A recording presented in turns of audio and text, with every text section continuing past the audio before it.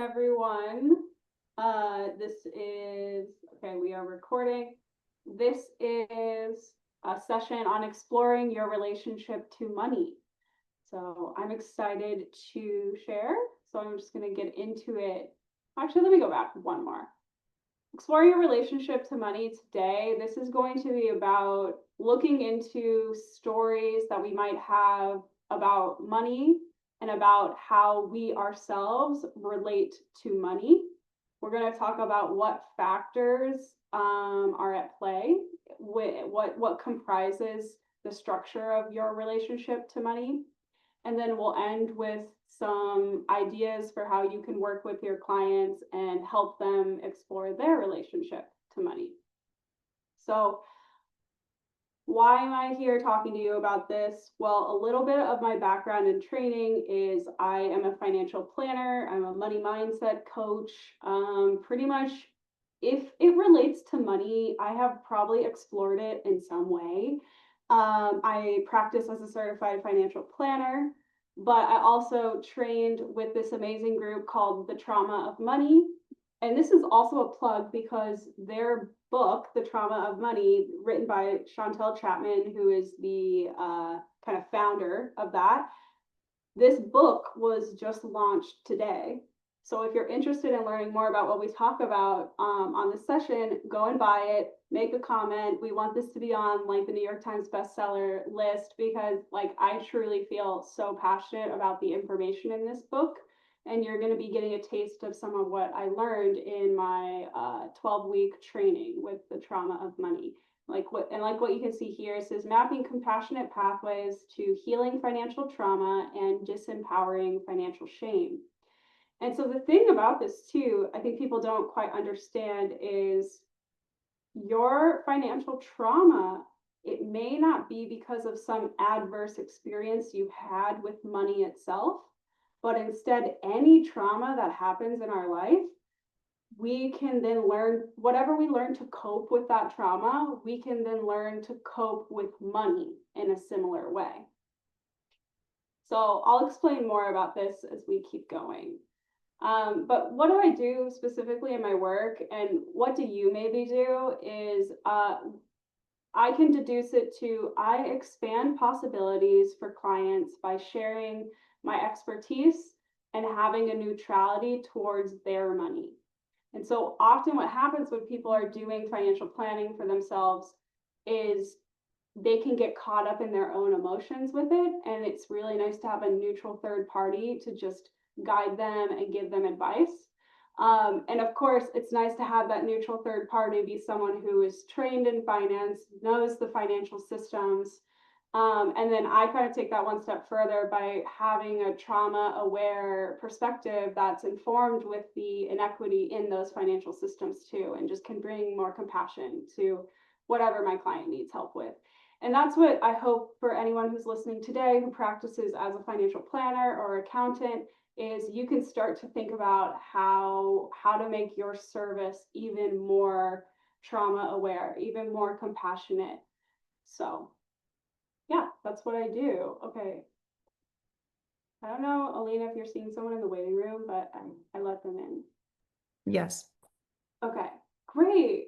So we just had one more person join. Welcome. You're not too late. I was just making a little introduction about myself. So as you can see, we're gonna step into beginning with a journaling exercise.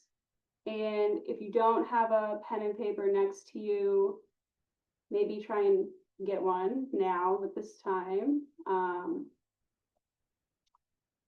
So yeah, I'm just gonna give you a moment to like grab a pen and paper, get settled, get comfortable, because we're gonna do, I'm gonna say let's do a 12-minute journaling exercise.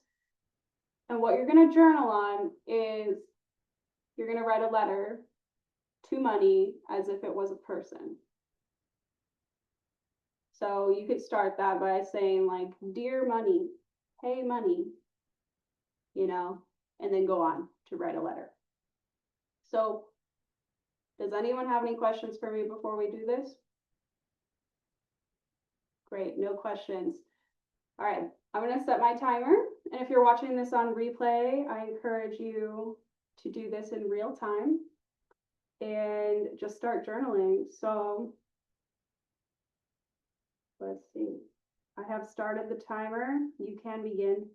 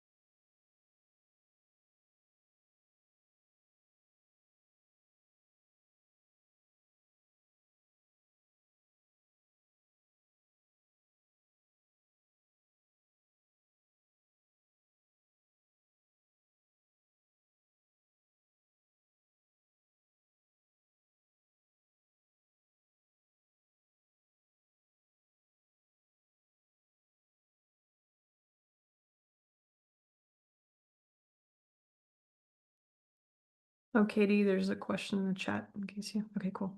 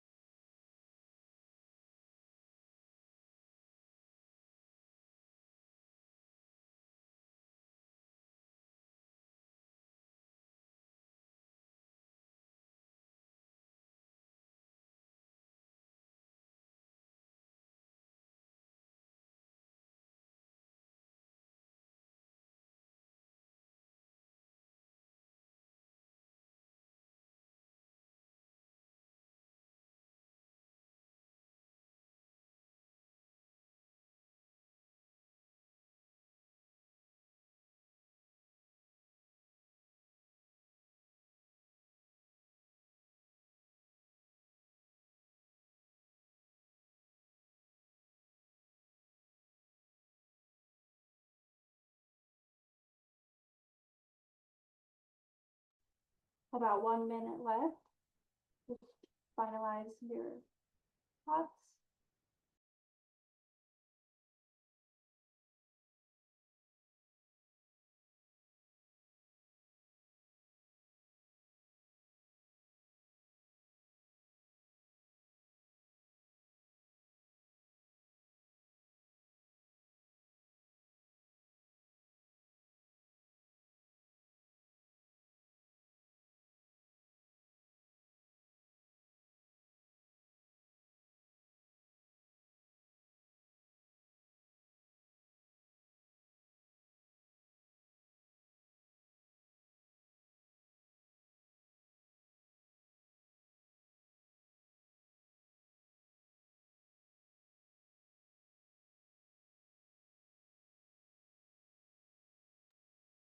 Okay, that completes our journaling exercise.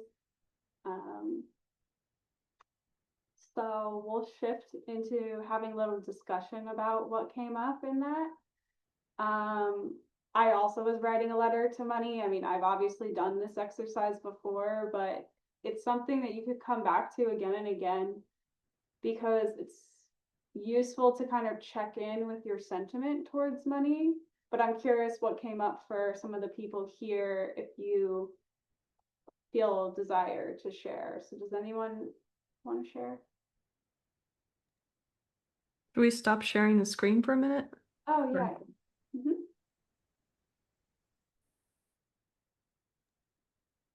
Francis, do you want to share first? Sure, I'm happy to share. I was like, what in the world can I write to money? It's like it took me about 3 minutes to even think of how to start. So I thought I would do, so I just started with saying thank you for being in my life because, and so it was just, I tried to just distill a couple of thoughts. I'm glad to have money in my life. And to know how to handle it. And although I noted that even though as I've gotten more money, I'm actually sloppier about handling my money than when I didn't have much money. And I was glad that I had a time in my life actually when I didn't have a lot of money. And so I had to be really careful about it. So I just was saying, I'm glad I can do things like for my family and to help that I couldn't if I didn't have it. And then I just went on a little thing about I wish you were divided up more equally between people. So I went into a little thing about that. So that was the two main places I went with that conversation.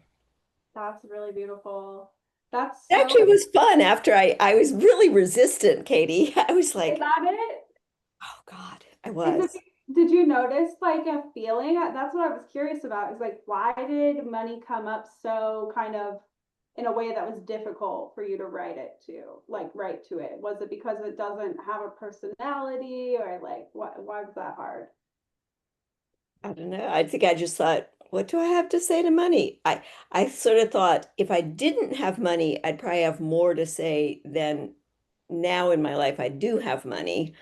So so it was a good turnaround to be thankful to money that I have it, to thank money for that. So, Yeah, I think it's natural for people to not appreciate something that's like been consistently there, but like what you said, had you not had that moment in life where it was more challenging for you and like where you had to be more diligent, like, you wouldn't have learned maybe the importance of being diligent. Uh, yeah. yeah, that's interesting. I'll just popcorn it to Alina if she has something to say, if you're done, Francis. Hmm. Okay. Yeah. That was interesting too. I I guess I was just I kept trying to um shift my mind to be like, okay, money's a person. Money's a person. I don't know why, like I guess yeah, not super easy for me either, but then I just started kind of writing and I was also grateful to have had enough and um I was just like reflecting on the past Mhm. or like reflecting on how I used to feel in the past and how I feel now, and how there's been like some shame and stuff that I've healed from in the last few years regarding money, because I used to have a a pretty good paying job, and then I started my own business, and that took a while to generate income, and so there was like a lot of just I didn't realize how much of my identity and stuff was tied in around how much money I was earning. So it's like, yeah, just reflecting on that. And there was also like multiple times when I wrote about freedom, um, and how like I tie having money to freedom. Um, and how when I don't have it, then I don't feel free. And it's like, yeah, these are exactly the things that I'd like to resolve in this lifetime, because it's just not. Um, while while I could see where that could be true, like I also tie it to safety, right? I could see where that could be true, I guess. If I don't have money, then I can't pay for a place to live. However, that doesn't mean that I wouldn't be safe if I didn't have money, right? I have loved ones and people who could probably help me. I have skill sets. It's highly unlikely that I would not be able to get a job anywhere, right? Like the grocery store, or like somewhere, right? Um, it's just not, it's not very likely. Yet there's like, just because I wrote about it multiple times, to me that signifies that there's like a high level of importance there about that, right? Um, And then I wrote, like, I don't fully trust that you'll always be there. There's always some part of me that worries that one day you'll leave entirely. Yeah, And again, I'm like, why? Why am I worried? Probably because of the safety and freedom. right. Well, as you're talking about it, I'm kind of like, what do you think money would say back to you if it wrote a letter back to you? Like, if you're really thinking about, okay, I wrote this letter to money, postmarked to money, money reads it and then it writes back to you. Like, what do you think how would it answer to you if you wrote that to it? Is money emotionally intelligent, or I don't know. It's like, what do you think? Like, I don't know. It would probably be something like, that's that you're putting on me to be responsible for your safety and level of freedom. And I mean, you should probably take care of that, because otherwise you're always going to be, you're you're going to be relying on me to be a certain way in order for you to feel a certain way. yeah. So I'd be like, wow, throw that letter in the trash and burn it. I'm just kidding. Money is rude. Like no response for days. And you're like, yeah, I knew you wouldn't show up for me. Yeah, no, but I think it's good to go through this, like what you said, because it's like it can illuminate something of like how you can use your relationship to help yourself grow as a person, you know? And I think that's like the transcendence that occurs when you shift out of that like fear of safety and all this stuff. And Francis, you kind of talked about some like societal inequality too, which you're like welcome to share more about that. But like I think that's like the permanent conversation about money is it's like you either have it or you don't. There's all these things in our society that are like pressures on us to have more money, I think. And when you write a letter yourself to money, I think it shows that you could have an individual relationship to money that's not the same as like the current climate. And then that helps you to like go and see, okay, what's real, what's actually real, and what's not. And we're all financial professionals here, so like we kind of probably are more comfortable with money and maybe have a little bit more neutrality than like say your clients if you were to do this. But there's always an edge, you know. And I wrote in mine similar, like thank you for showing up, and it really similar to both of you two. Alina, I started my own business and was like you, where I wasn't making enough money and I was my ego was really being tested as a financial planner who's not financially solvent. Like, what is wrong with me? And also a bit of a hubris too, of quite a bit of that, of like the pridefulness of like, this isn't supposed to happen to me. I'm the financial expert, and it was. And it was really money showing me a new way for it to interact in my realm. And I'm still learning a lot about how to disentangle money from my work and stay open to money coming to me in ways that are not associated with me working really hard, like too hard, basically. And that's my block that I like identified. I was like, I wrote, can it really be effortless? Do I deserve money if it comes to me effortlessly? And that's very revealing, I think, of stories. So, does anyone else want to share anything? That's an interesting question that you asked about, like if it were to write back to you, what would it say? Because yeah, to me, I don't feel like it's personal. I mean, if I said that to, I don't know, if I wrote that to my husband, if I was like, Dan, I worry that one day you're just gonna leave, and then I'll be really sad.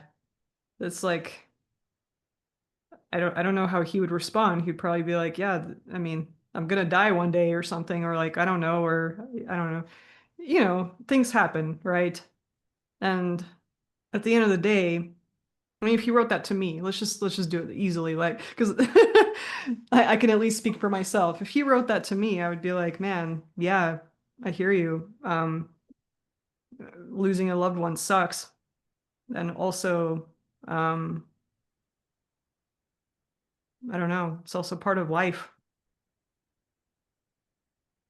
So, does losing money forever a part of life? I guess when you die, but it doesn't really matter when you die.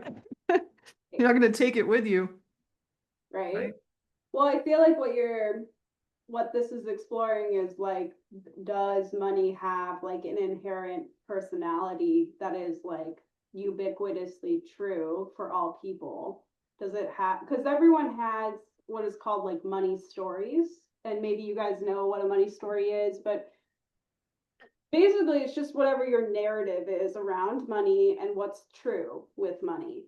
And whatever you think is possible there is going to probably inform like the reality you create with money. So if you don't, like, for me, I know I have a belief that like money comes to me when I work really hard. If I work really hard, then I'll be rich, And I'm not saying that it's like I deserve money without working or anything like that, which is a whole other thing about deservingness around money too. But what I'm saying is we all have unique associations with money, and that's going to play out in our lives.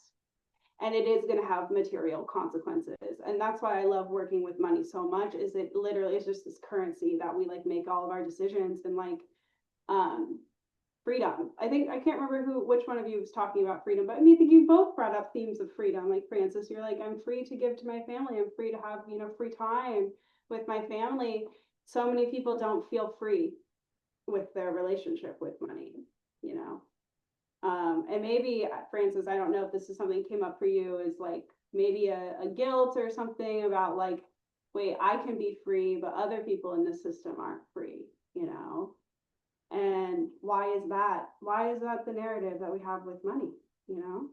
These are just questions to explore. So I think, like what you said of like, Alina, of like, oh, that's really interesting that you said, what if money wrote back to me?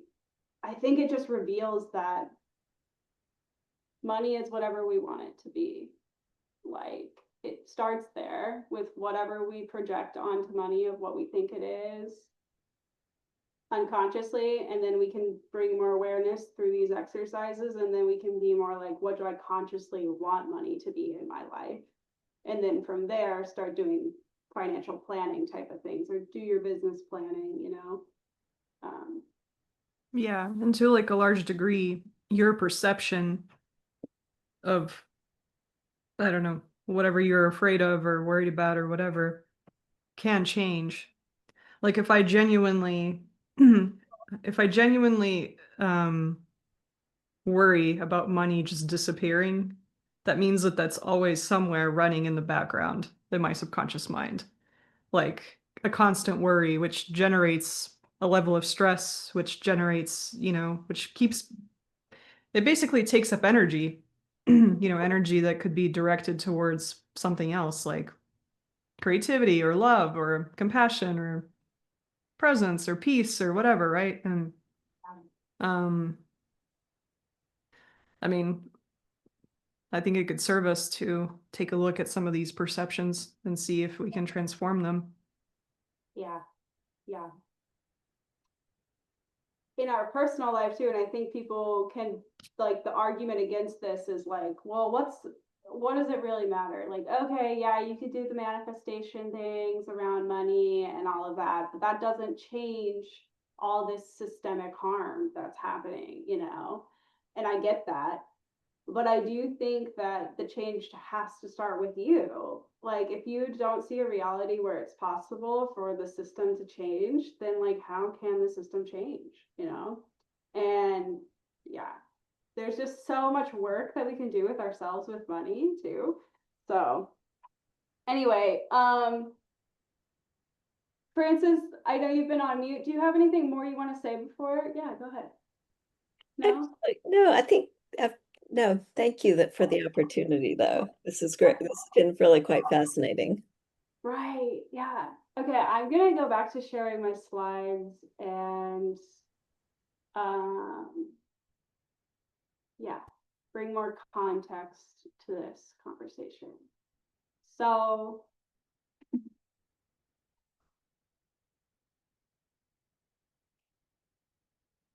okay. Oh wait. Okay. So we've kind of been exploring this, like our relationship to money, maybe some unexpected themes that come up and what we like associate with money. And I just want to bring to light some factors that might be impacting your personal relationship with money. And so one is generational trauma. And this could be kind of insidious because it could be harm or trauma that has happened to other family members and has no direct like effect on you. And this could go back like quite far, 4 generations, 5 generations ago, so you might be aware of some stories like that your parents told you, your grandparents went through, and that could be playing out in your life, but it could be further back.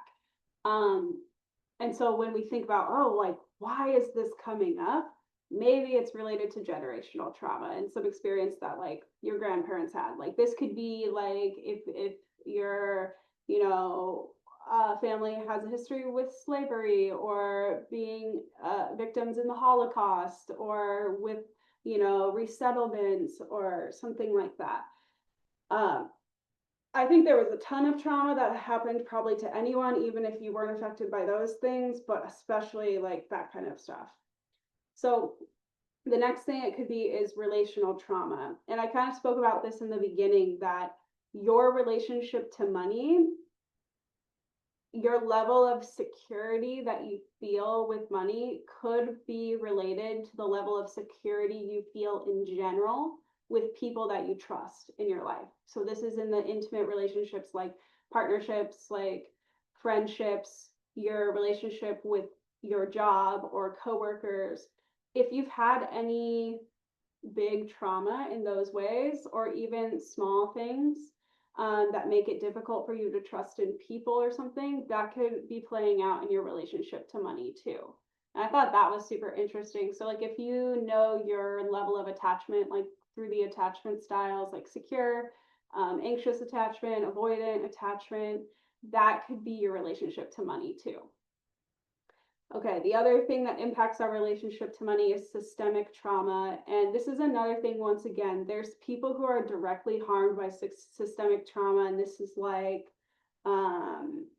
redlining or, racism. It's like the same thing, war, displacement, capitalism itself, I think, is traumatic to people. The way that you're forced to work, even if you're physically ill, you know, there's so many things here. And I think naming it as traumatic can be really liberating, because you start to disidentify it with yourself being like a failure in some way or morally wrong for not being able to keep up and be able to amass wealth. So many people have odds stacked against them with this system.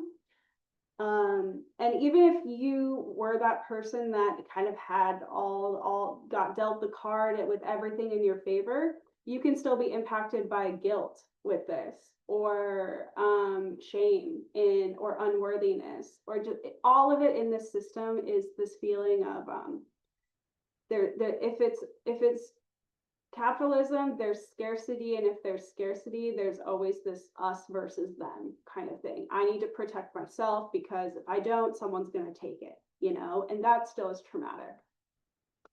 And lastly, societal trauma. So this could be inequities of like gender within the family system, like women, you know, not having access to financial liberties until very recently. Yeah, like religious related things, like if you grew up in a religion that had strong beliefs around money being wrong. Yeah, so if you can resonate personally to anything here, that might be something for you to look into deeper in connection with your relationship with money. And alternatively, if you did that exercise and you noticed some things come up about money that you didn't quite understand, it could be because of one of these 4 factors. So I'm a financial coach, and like so many people say like, well, if I just had more money, you know, this problem wouldn't be here, you know, and I get that feeling that yeah, more money is really just what I need. But usually when we need more money, or we feel that like grasping for more money, we are looking for one of these things. So we're looking for a sense of belonging, a sense of autonomy, a sense of safety, self-expression, a sense of purpose, a sense of connection. Arguably, these are probably the core needs of humans. And if every human had their cup full in all of these areas, I think we would have like a really amazing, beautiful society. And I think this is what we're all really striving for in what we do as professionals here. We want to give people a sense of all these things. And so why am I talking about this with money? Going back to the system in which we operate, you need money for basic levels of these things, like basic level of safety. You know, there's no such thing as free anything, really. There's options for things to be free, but there's a level of money that makes living in mainstream society possible. So we can sometimes anchor a little too much to money being what can provide this for us. And what I try and do with my clients is help them come into a healthy balance of, yes, we need money, but not at the sacrifice of these elements. And so what I try and help people do is come to terms with a financial plan that gets them the appropriate amount of money without sacrificing their core needs. And really, more money, more problems. We've all heard that. Money compounds your beliefs. And I think this is an interesting way to look at wealth in general. And for people that may be feeling shame around their personal wealth, it's that if it were you that had more money, what would you be doing with that money? You know, it's not that anyone's morally wrong for whatever large or small amount of money they have. It's just that there's a magnitude to certain things. And that can be, you know, and that's the thing about we don't have to amass all of our wealth in a singular way. Like you can come together in groups or through nonprofits, and the magnitude of money as it could move through that, or like the magnitude of this group AAN, and like we're all financial professionals with a shared mission. Like that's powerful. So I'm going to shift a little bit now into kind of how you can start to practically apply some of what I'm teaching into your life. And I've arrived at the keys of financial freedom. Like I would say it comes down to two things ultimately. It's your mindset and it's your habits. Because yes, some people have like a better starting line with their financial life, but I believe everyone has the ability to create the financial life of their dreams. And how do you do that? Healthy habits, healthy mindset. What is healthy? That's dependent on the person, but it's a process of looking into what are the limiting beliefs, kind of like what we've talked about earlier in the call. Do exercises to look at maybe your blocks with money and start to sit with yourself and be like, is that really true? Where does this block or belief come from?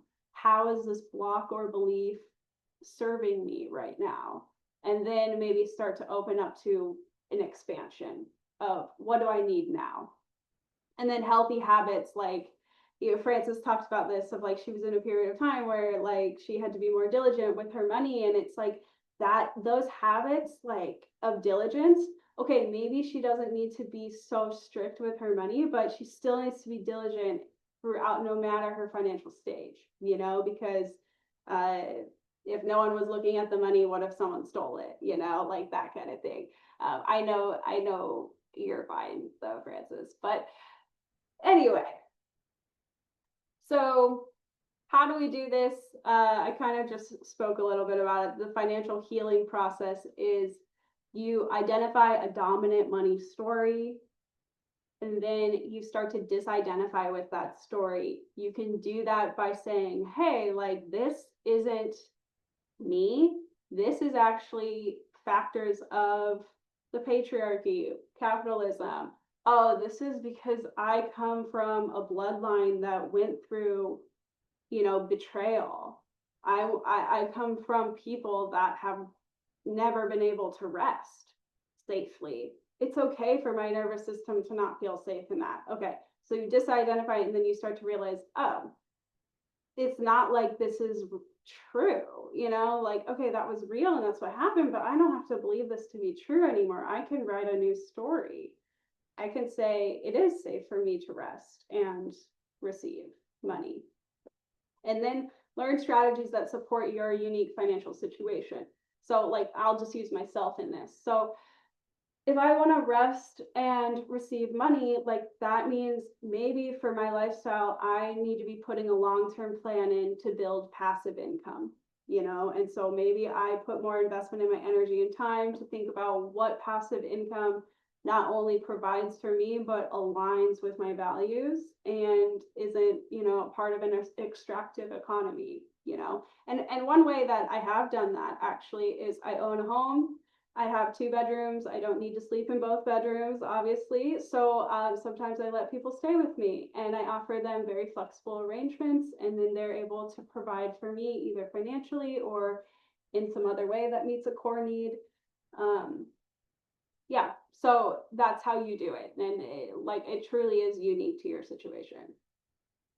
Okay, I know we're probably getting to the end, so I'm just going to close up with, if anyone is a financial professional, financial coach, accountant here, bookkeeper, here's how you can implement this into your practice is with your clients, give them a chance to explore this within themselves by you getting curious with them.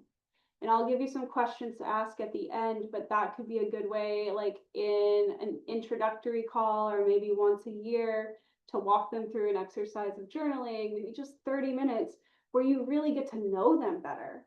Not only will you get to know them better, but like that will build a lot of trust in them and create more intimacy in what they might be willing to share with you, which could be really important for the financial planning or accounting process. And then second, become more aware of your own bias.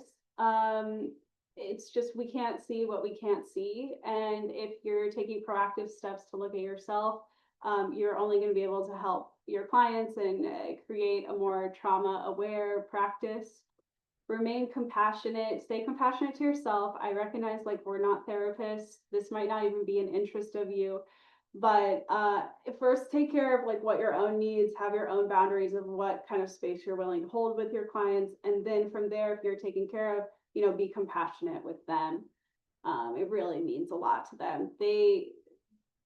These financial things that they're facing are so real and raw and hard. And in a world where people see it as just money without any emotions, it means so much to them to know that you see all of them in their relationship with money. And then co-create strategies with your client. I saw this all the time as a financial planner, that we get really amazing ideas with technology and innovation and step-by-step systems that might not align at all with your client. And especially like from like a trauma-informed perspective, neurodivergence could be at play. They could have learning disabilities. They could have other sorts of emotional blocks that literally make it unable for their mind to comprehend what you're saying sometimes. So take it at the pace that your clients are with you. So here are some example prompts. So you could ask these in an introductory meeting. There's so many more prompts online. I think everyone here knows how to use ChatGPT too. I think actually that would be a good way to use ChatGPT. I have taken some of these prompts from the Trauma of Money course, but there's also a man named George Kinder who does this like financial life planning approach. And that's where some of these questions are from. So one question could be in the beginning when you're trying to set goals with clients, say, when you interact with money, whether it be in work or your personal life, how do you want it to show up? How do you want to show up? So I think that's really cool. And you can have your client write all the ways that they want to show up for their financial life, and then all the ways they don't want to show up for their financial life. This is really key in my like financial coaching practice, where I work a lot with people creating money systems. What is your earliest money memory? Lots out to unpack in that. If you had all the money in the world, what would be the first thing you would change?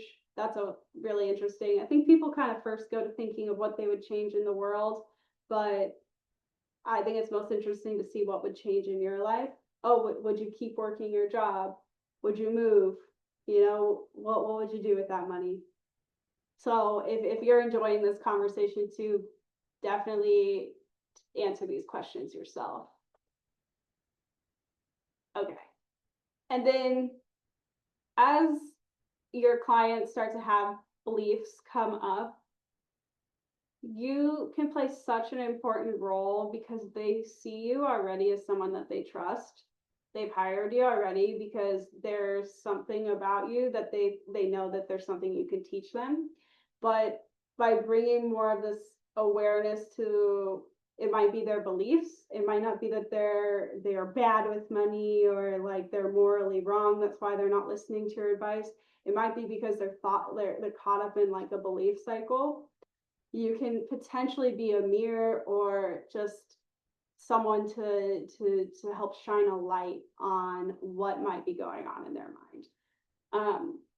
So cognitive distortions are like ways that our brain just gets anchored to thinking that like this is the way things work, and then if this is true, then all of this is going to be true.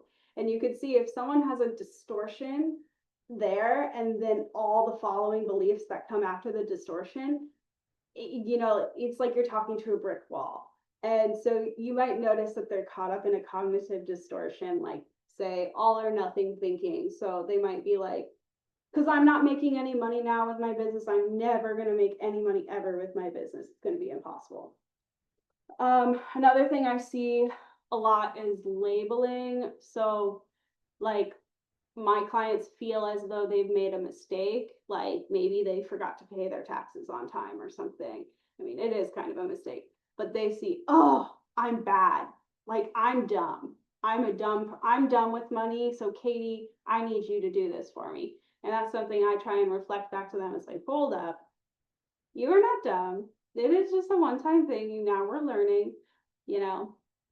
And then there's a lot more cognitive distortions you can look through. And then lastly, become trauma aware. So there's like actually a system of like trauma informed, trauma, like there's a whole spectrum. I can't remember all the things, but trauma aware is like just bringing into the awareness that someone might have gone through a trauma. Like if this was a trauma informed presentation in space, like I would probably be making more accommodations to like people's needs of like, we're going to take a break now for water or something like that. But being trauma aware is more just like at least having your eyes open to like, oh my gosh, money has caused so much harm for people. If I'm working in money, my client most likely will get triggered in some way. So I'm a firm where like for me, my company is a place where my clients can know they're safe to express their triggers and feelings as they come up, which is not common in financial spaces, weirdly. Okay, so that's all I have for you today. If any of this piqued your interest, this is my contact information.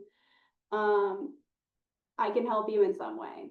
And if I'm not like the best professional to help you, I will refer you to people that would be best. So please write down my email if you have any questions about anything I shared today. Thank you so much for attending. And for the people who are live, I'll just open it up for questions. You want to stop sharing your screen for a second?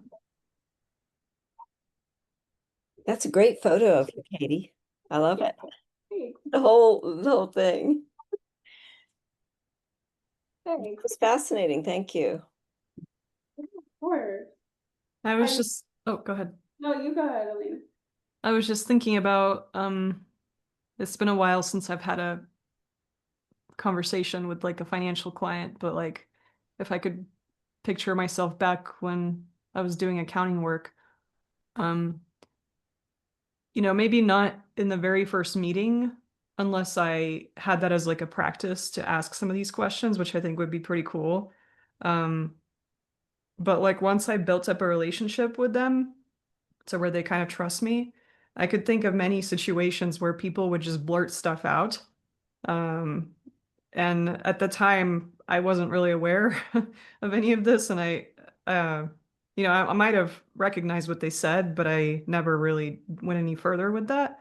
Maybe because it made me uncomfortable, or because I didn't know what to do with somebody sharing maybe a limiting belief or maybe a self-judgment or something like that. But I could think of many opportunities now where I could have been like an opportunity to pause and recognize what they said and actually like invite them to self-reflection. If I had that kind of relationship and a rapport with them, because I think that's important. A lot of people are not willing to open up to you if you don't have that relationship. Well, I think that's in the field too, like advisors or professionals don't want to open the door, even though they might be intuitive enough or aware enough to know that the dynamic's happening, but they're just like, that's not my place, so I'm not gonna, do anything. And because they say that, I think clients also feel like almost they could potentially even feel ashamed for having an emotional reaction, oh my gosh, I embarrassed myself in front of my financial advisor, or just feel, I don't know, something. But I can say from my experience, because I opened the door, it's a level of transcendence and liberation for the clients that I work with, because they're just like, wait, I didn't even know this was possible. Because like by working with me, they get to rewrite their association with money, that like it is a safe place for their whole self, Right. I would also say that something that could help is working with maybe a subconscious hierarchy that you may have with your clients. Because that's the other thing, is like they might see you as someone to look up to. Like, you are the one with the answers. You know everything. I don't know nothing. I'm here because you have every like, and so reducing that, like working to reduce that hierarchy, maybe knocking yourself down to be like, hey, I mean, yes, I do have experience and knowledge and stuff like that, and yes, I can help you. However, like I'm also here to, I'm a fellow human being here, I'm not someone that you need to please or act a certain way around, or I'm not here to write with a red pen, on your paper saying you did a bad job. Because I feel like there was a lot of folks who came to my office that were like, my old accountant never answered any questions because they said it was dumb. I'm like, oh, okay, well, cool. Feel like that's so common in the accounting field. And I've always brushed it off to being like, oh, they're just so busy, like there's like a shortage of accountants, maybe that is it. But I do wonder too if it's this perpetuation of that hierarchy, the red marker. I'm like, that started in kindergarten, when you started getting graded. Okay, maybe not kindergarten, but second grade, this goes so far back for people of having an expectation of, wanting to do it right, but getting it wrong, and money can just be this force that makes people feel wrong again. So. Yeah. Well, and working with our own, I appreciate that you um took most of today to like help us with our own stuff, because if we can explore our own stuff, it makes us automatically more compassionate to people. To, that's like the work that I do now. I don't typically like call something out and somebody, I'm not like, oh, I see a attachment pattern there. I'm like, hey, I used to have something like this that I was frustrated about, and this is what I did about it. I don't know if you're interested in something like that, but I can talk, like, tell you more about it if you are. Like speaking from my own experience versus being like, you have this, you need to fix that. Right? Because how's that going to go? Like, I'd be like, no, I get really defensive. I'm like, no, Yeah. no, what I'm going through. Not you, Alina, though, because I have done subconscious work with Alina and she's great. So. Sure of that. But that's a good point about not that I'm going to keep that in my head about not using the red marker. Maybe sharing my own feelings about something similar experience. Yes. Well, I think we're at the end of our time. So thank you so much for your participation. Thanks to anyone watching the recording. Thank you. Great. Thanks, Katie. Thanks, Alina. Great to see y'all. Yeah.